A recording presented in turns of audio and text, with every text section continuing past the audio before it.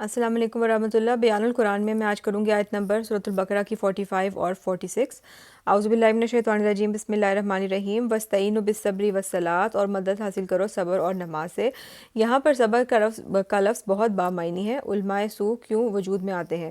جب وہ صبر اور قناعت کا دامن ہاتھ سے چھوڑ دیتے ہیں اور حب مال ان کے دلوں میں گھر کر لیتی ہے اور وہ دنیا والے بن جاتے ہیں، پھر وہ دین کو بدنام کرنے والے ہوتے ہیں۔ بظاہر دینی مراسم کے پابند نظر آتے ہیں، لیکن دراصل ان کے پردے میں دنیا داری کا معاملہ ہوتا ہے۔ چنانچہ انہیں صبر کی تاکید کی جا رہی ہے۔ سورۃ المائدہ میں یہود کے علماء اور مشائخ پر بائیں یوں کہا گیا ہے کہ لولا ینہاہم الربانیون والاحبار عن قولہم الاسم واکلہم السحت، کیوں نہیں روکتے انہیں ان کے علماء اور صوفیاء جھوٹ بولنے سے اور حرام کھانے سے؟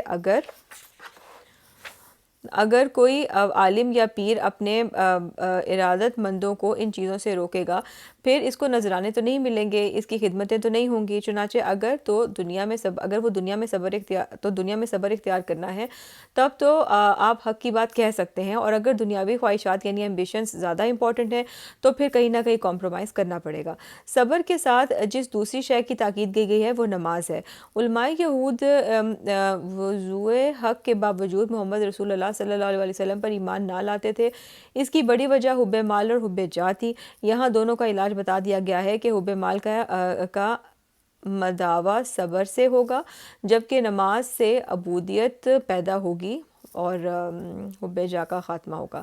وَإِنَّهَا لَكَبِيرَةٌ، اور یقیناً یہ بہت بھاری شے ہے۔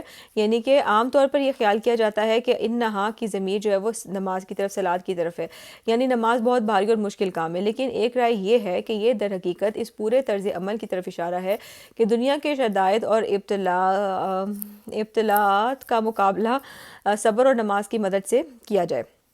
تو یعنی کہ جو کچھ بھی پرابلمز ہیں ان کے ساتھ کیسے ڈیل کیا جا سکتا ہے کہ انسان جو ہے وہ پیشنس اڈاپٹ کرے اور ساتھ میں نماز پڑھے۔ اور کیونکہ رسول اللہ صلی اللہ علیہ وسلم کا طریقہ بھی یہی تھا کہ جب بھی ان کو کوئی مشکل آتی تھی تو وہ نفل نماز پڑھتے تھے، اللہ تعالیٰ سے دعا کرتے تھے، تو یہی طریقہ ہمیں بھی اپنانا چاہیے۔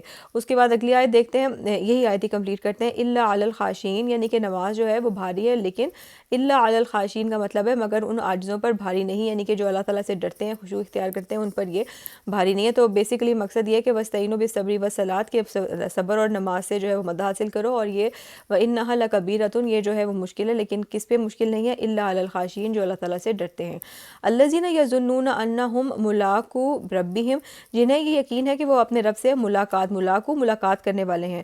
اور اس کے بعد ہے انہم الیہ راجعون، اور جنہیں یہ یقین ہے کہ بالآخر انہیں اسی کی طرف لوٹ کر جانا ہے، انہیں اللہ کے سامنے کھڑا ہونا، تو لہٰذا وہ برے کاموں سے اپنے آپ کو روکتے ہیں۔ تو یہ تھی آج کی آیتیں، انشاءاللہ کل اس کو آگے کنٹینیو کریں گے۔ فی امان اللہ۔